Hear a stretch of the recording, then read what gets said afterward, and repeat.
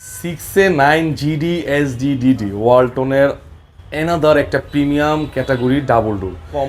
এটা যেহেতু ডিসকাউন্ট আছে 20%, একটু ভালো করে দেখাই দিই। এটা হচ্ছে নর্মাল, এটা হচ্ছে ডিপ। আপনার মানে দরজার থিকনেসটা দেখেন, অনেক অনেক বেশি, ঠিক আছে, অনেক হেভি। আর এগুলো কিন্তু টেম্পার গ্লাস, ঠিক আছে।